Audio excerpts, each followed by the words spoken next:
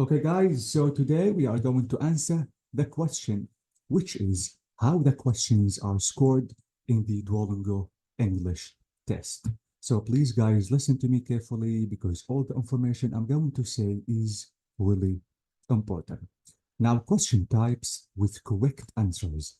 Keep in mind, guys, that read and complete module, read and select, listen and select, listen and type, read aloud, complete the sentences, complete the passage, highlight the answer, identify the idea, and title the passage are graded automatically. Keep in mind, guys, that the final 5 modules are under the interactive reading module. When I say interactive reading module, I mean complete the sentences, complete the passage, highlight the answer, identify the idea, and title the passage. All these modules are under the interactive reading module. By the way, guys, let me tell you that all these modules I have just mentioned are under the reading and listening skills. So all these modules are talking about reading and listening skills. So all modules that are about reading and listening skills are graded automatically, okay? Through special procedures developed specifically for each question type. Now, these procedures compare your responses to correct responses, then evaluate the similarities and differences. For more information, guys, you can visit this website just to have more information about that. Now, the good news, you will not be penalized more for entering an incorrect response rather than skipping the question. If your answer is not entirely correct, you will receive partial credit. For example, read and complete. In read and complete, you will receive the same score for a blank or an incorrect response. For listen and type, you will be penalized more for missing a word than mistyping the word. In other words, it is always best to try to answer the question. So this is why, guys, don't leave the question without answering. I mean, don't try to not answer the question if you don't know the answer. Try to write something, try to select something. Maybe your answer is going to be correct. Maybe, let me say, you're guessing. Maybe the answer that you are not sure about, for example, is going to be correct. So please, guys, don't leave anything blank. Write something, even if the answer is a guess, because as I told you, maybe the answer is going to be correct. Okay, now what about open response question types? When I say, guys, open response question types, I mean write about the photo. Notice that this is about writing. Speak about the photo, and notice that this is about speaking. Read and write, this is about writing again. Read and speak, again, this is about speaking. Listen, then speak, this is about speaking. And writing sample, absolutely, this is about writing, are open response questions. So your answer will be evaluated by a grading engine. The grading engine is trained to understand your English proficiency, just like expert human beings. So please keep in mind that all these modules are about writing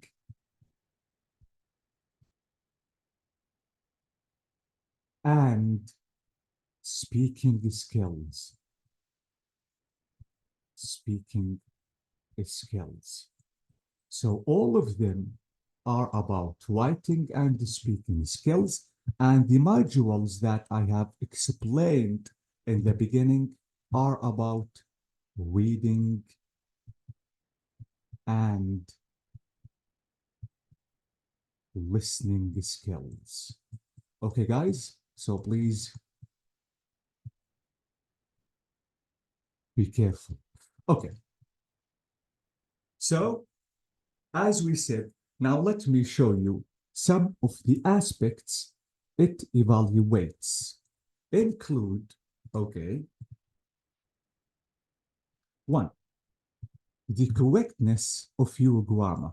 Please, guys, if you want to use grammar, you have to use correct grammar. So, grammatical accuracy. Keep in mind, guys, that you have to choose the correct tense and you have to use the grammar rules correctly. This is extremely important. Now, the variety and level of your grammar, this is about grammatical complexity. Let me tell you something, guys, which is really important. I think I have to open a file just to explain something about the grammar. And again, please listen to me carefully because this is really important. Let me show you the meaning of grammatical complexity just to do that in the Duolingo English test. For example, let me write an example because I want to mention something. Guys, if you want to say, for example, oh God, okay. If you want to say the thief stole my car, stole my car.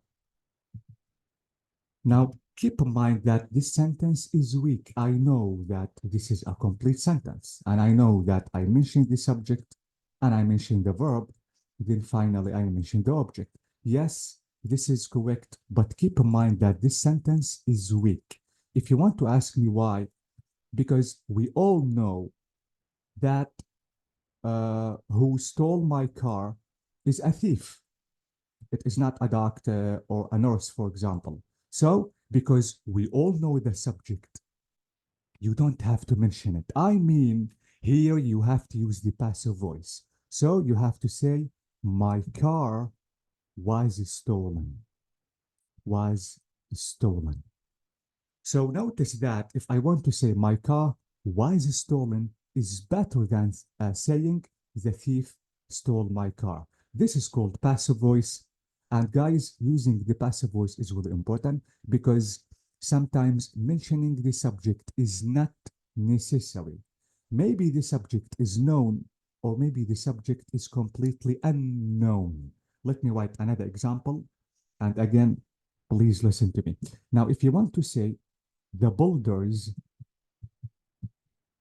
built the bridge. Okay.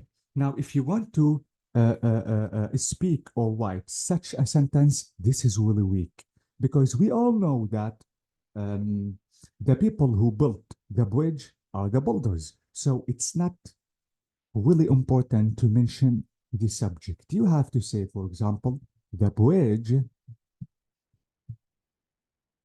was built. So notice that I didn't mention the subject because the subject is completely known. And here, because the subject is completely unknown, so please be careful. This is about grammatical complexity. Please be careful. And let me give you another example in using the conditionals, for example. If you want to say, you study you pass the exam. You pass the exam. Okay, let me write another thing. You have to study. You have to study full stop, another sentence. You will pass the exam. You will pass the exam. Okay, the exam.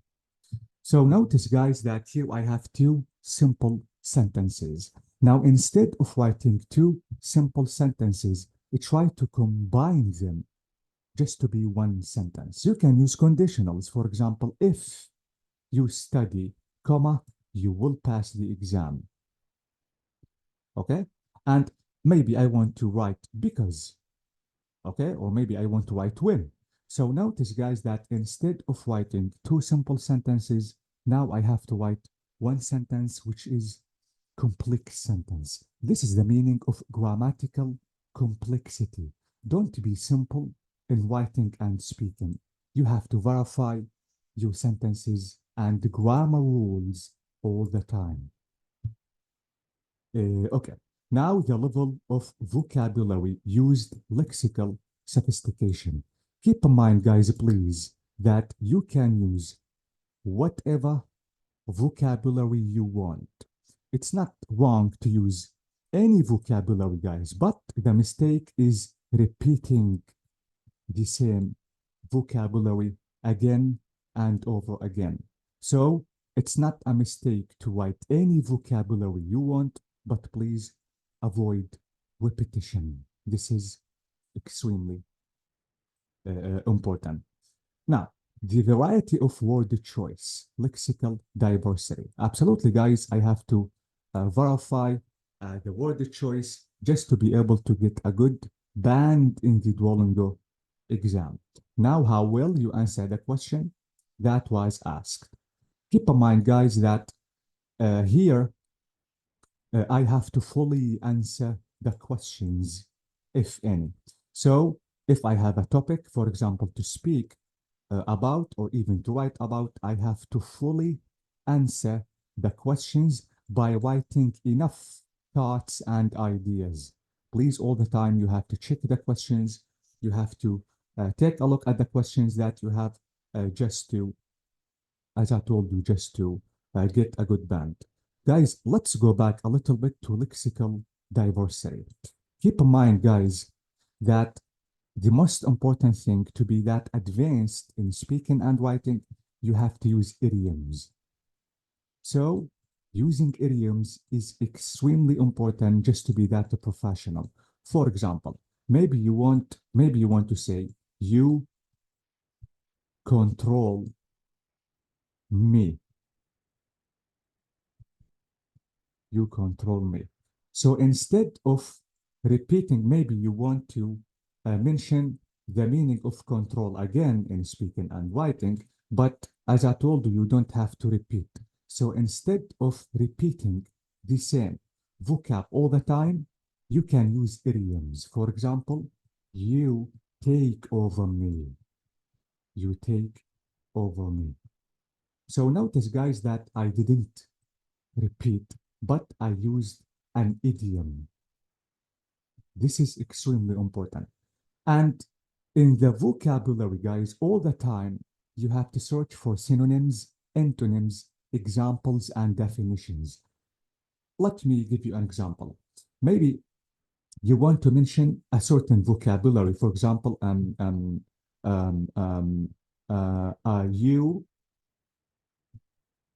you are messy person. For example, you are messy person.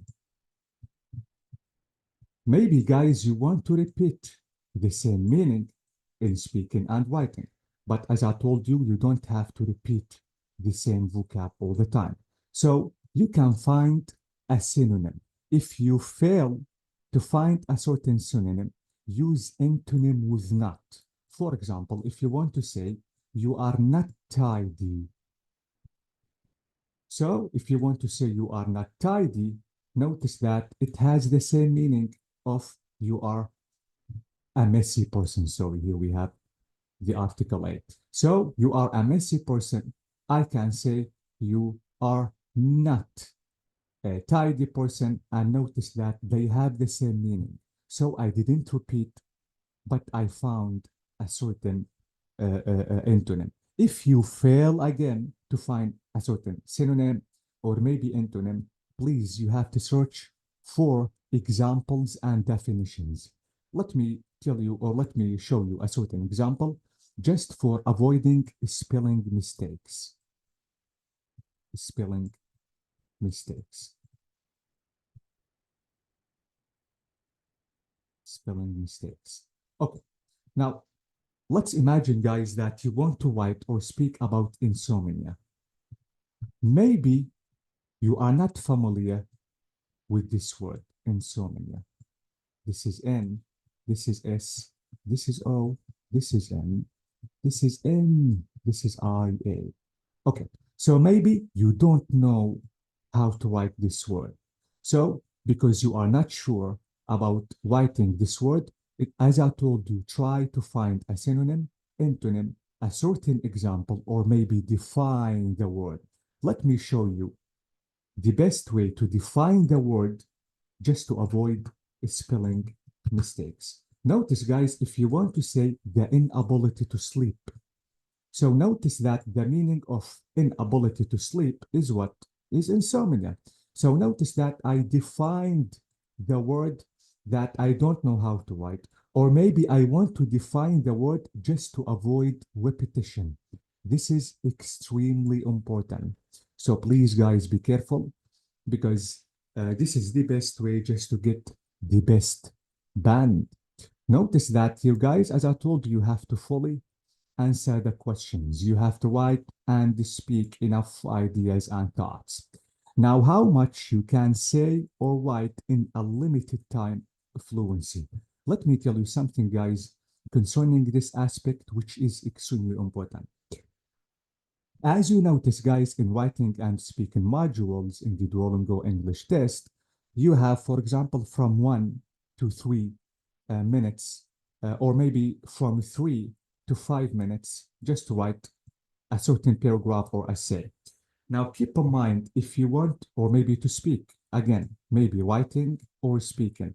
Now, keep in mind, if you fully answer all the questions in 3 minutes, is better than answering all the questions maybe in 5 minutes, or maybe you need more than 5 minutes to fully answer the question or questions in the speaking module, or even in the writing modules if you want to write. So this is about the meaning of in a limited time. This is extremely important. So to show you proficiency, you have to fully answer the questions in a limited time. Again, I'm talking about speaking and writing. Now, finally, the pronunciation is really important, and pace of your speech. This is about speaking. Okay, the pronunciation, guys, is really important. Absolutely, you have to know how to pronounce the words and pace yourself. Don't forget, guys, that the punctuation marks are really important.